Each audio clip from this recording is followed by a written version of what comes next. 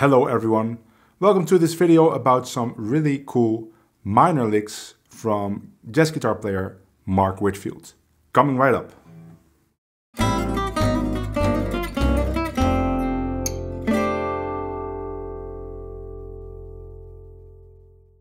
There's one album I really like, which is an album by bass player Kristen McBride, trumpeter Nicholas Payton and guitar player Mark Whitfield, in which they play tunes by Herbie Hancock.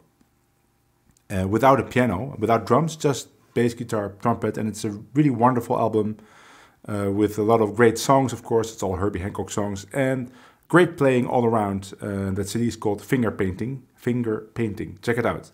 And I've always wanted to dive a little bit into what Mark Whitfield is doing on that album, because he has a very cool way of playing on that album. Not only the solos, but also the comping, but also the solos. They are very recognizable. He has a very recognizable way of playing, and especially on that album, it's very clear because when he plays solo, there's only bass, and he has great variety in his solos by alternating chords with single line.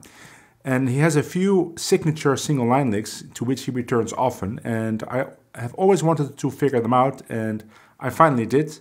And I have a whole big document with those phrases, not only minor, but also 2-5-1s. Basically, it's minor phrases and 2-5-1s, and of course in 2-5-1s there's then also major phrases.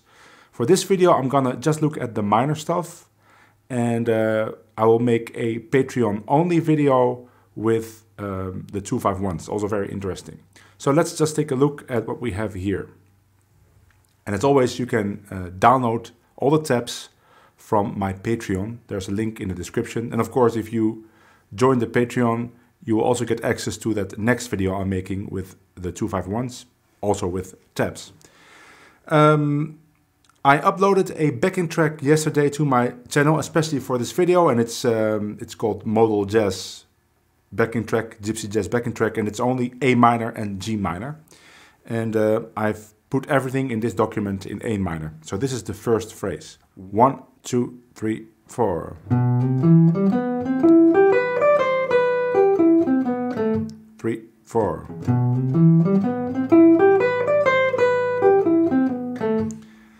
It's just a minor 7 arpeggio, major 7, C major 7, which is something that really sounds nice on A minor. Right? It's something that an idea that you already might know. But it's just a nice phrase to start this video with. And this one is easy to shift to other keys.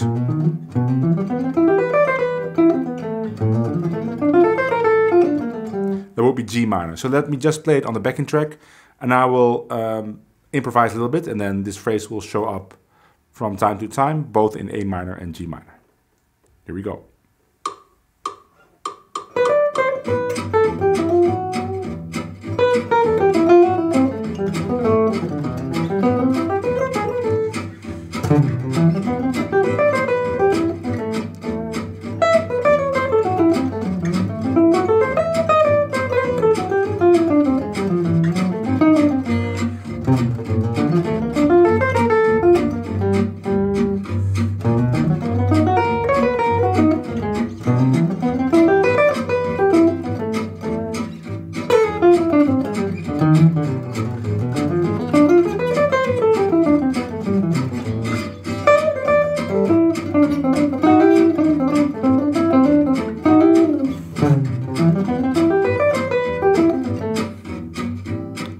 I was trying to shift back from the G minor, playing A flat minor in between. I'm not sure it really worked the way I wanted to, but anyway, you can experiment with this phrase, maybe shift it a little bit in time. It's a good phrase to play just 1 fret higher as an outside sound, right?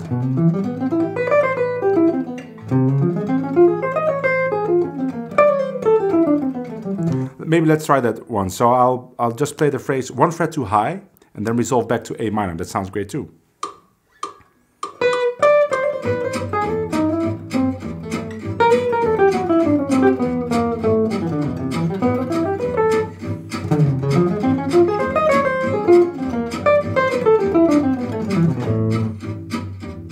like that. Okay, let's go to the next lick. Another idea based around C major 7, although it starts with an A. 1, 2, 3, 4.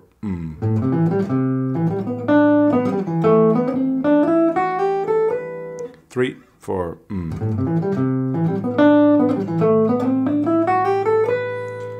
1, 2, 3, 4. So let's play it on the backing track. I'm just gonna play it in A, because in G minor I would have open strings and that makes it more complicated. Let's just stick to the lick in A minor.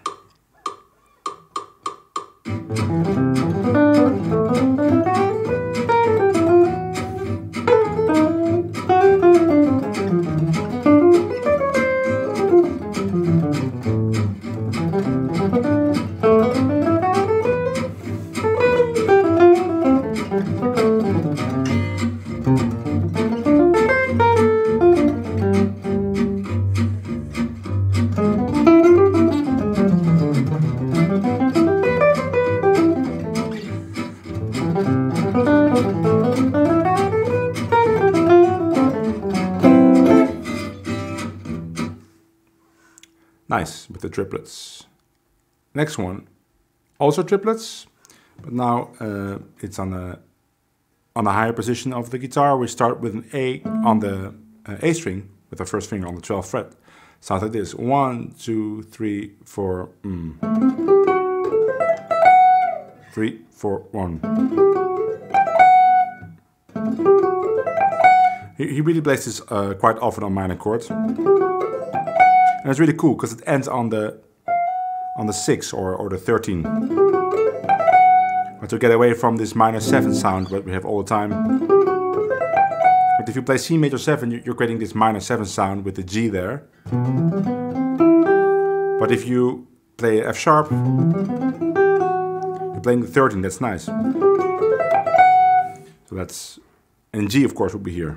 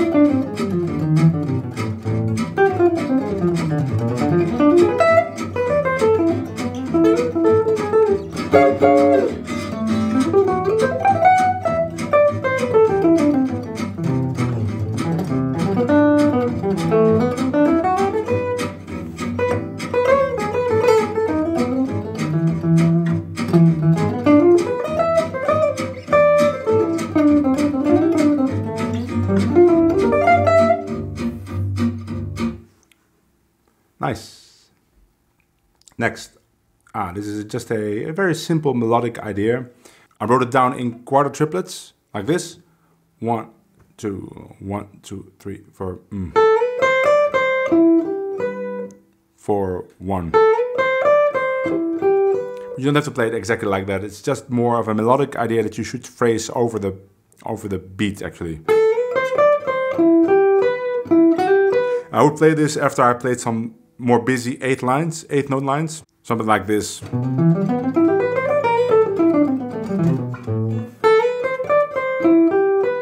Or start the modulation with that, right? So you play in A minor, and then when it goes to G minor, you play. I think that would be very meaningful to do that like that. Let's try that.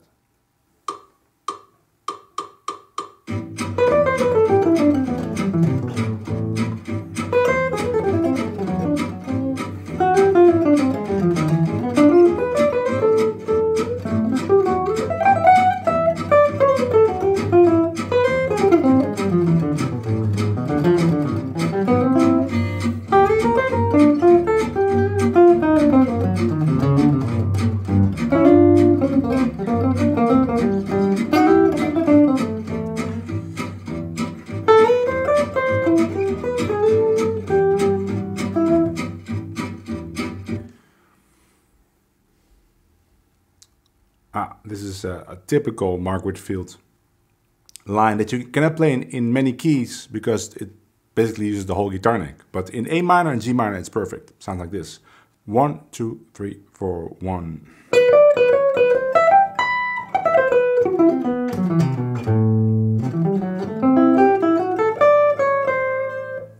One, two, three, four, one.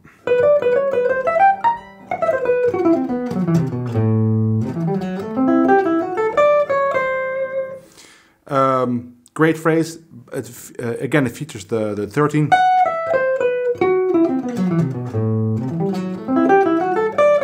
And this jump. If you miss a note, you can maybe slide.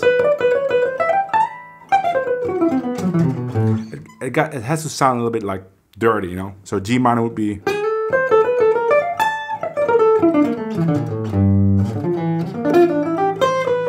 The phrase needs attitude. Let's try to weave that in the solo.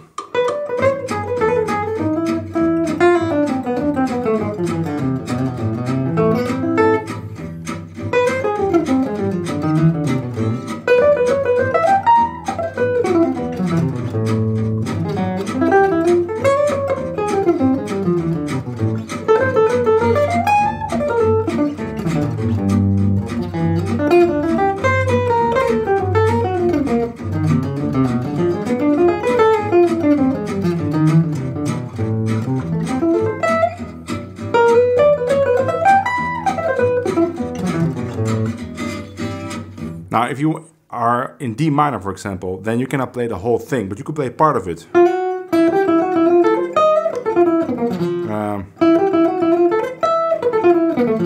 But you could stop there. You cannot do the third octave, but you can play parts of it, or just the end. It's a great phrase by itself. Okay, now we get into some weirder territory, because he has a thing that he really likes to play on minor, which is, it's kind of weird. It sounds great actually, but harmonically it doesn't make all the sense in the world. You could say it's outside, but maybe not. Maybe there's an idea behind it. I just know it sounds really great, and I have two licks that he uses the same idea. So let me see which I should play first. Yeah, maybe play this one first. So it's actually two systems. So let me play the whole thing. Even though I cannot scroll now, but I'll just play the whole thing. 3, 4, 1.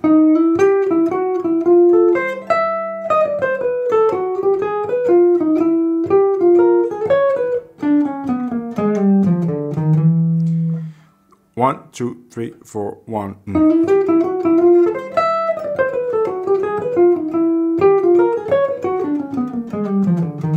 So the beginning kind of makes sense. You could say that's something you play on E7, because if you have like a modal thing in A minor, you can always sneak in some E7 altered, and I've been doing that a lot in my solos. But he plays like this, which would be F major 7, which is a sound that you can play on E7 altered.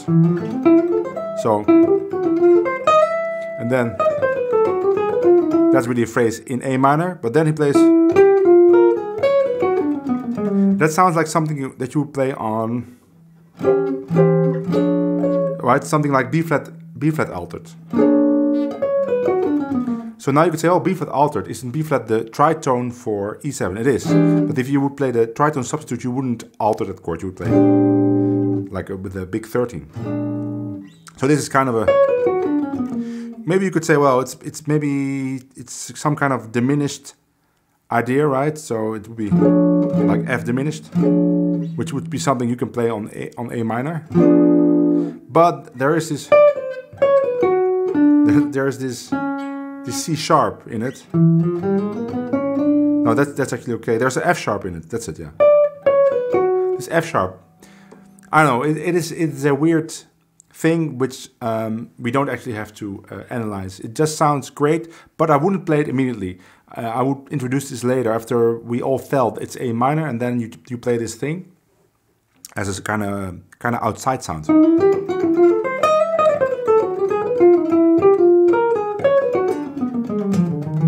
has this vibe also. So let me play it.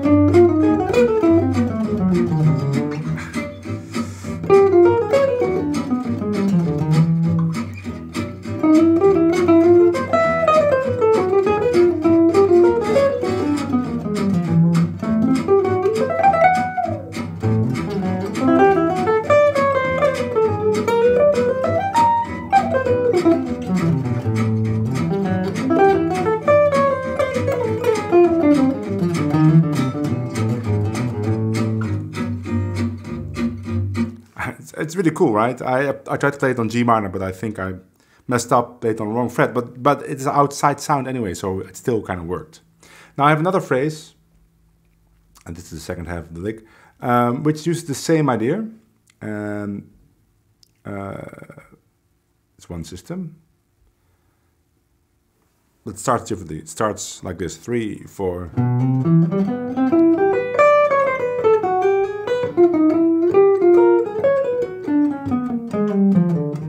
So it's kind of a combination of the last lick and the first lick.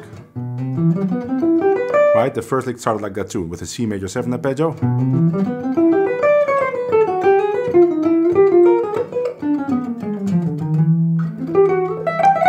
That last part is not a lick, but this lick ends, the one on the screen ends at the right place to play that next one. So let me play this one on the backing track. In G minor would be here.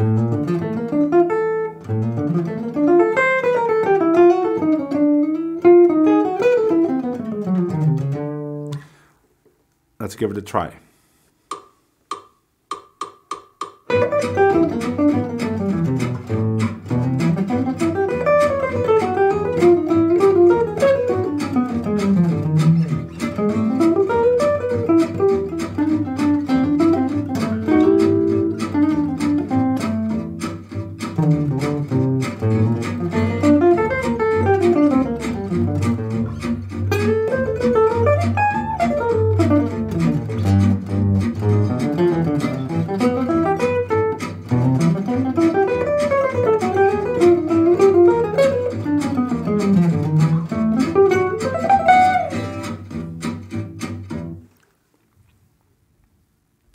And the last one, yes. Again, it's 2 systems. And we have the same, like this lick, but now in the right place. Or the right place. It makes sense because now it's E7 altered. And this lick sounds like this. 1, 2, 3, 4.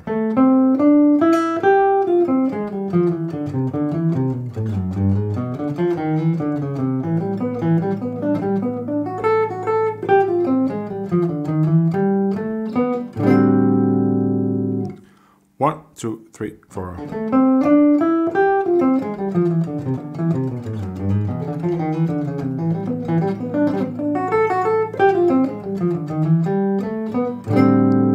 It's not the easiest. And the ending, that's a nice lick by itself, which you can also play here on the higher set of strings. So yeah.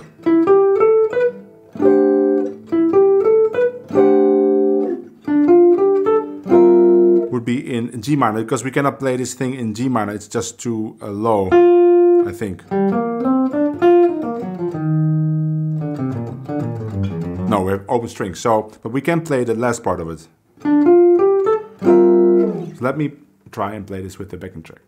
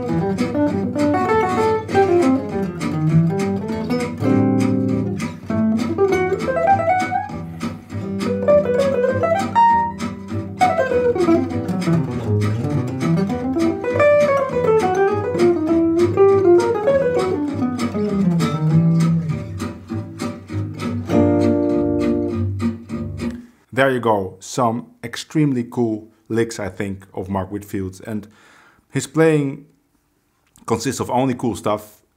I want to dive into the chord stuff as well, but the next video will be the 251s. Just a couple of 251s, not too many. Uses some of the same ideas even, and you can look for that on Patreon. Link is in the description to my Patreon. Also, if you want to download the tabs for this video, and I'm gonna transcribe some of the chord stuff too. I will see you all in the next video. Bye!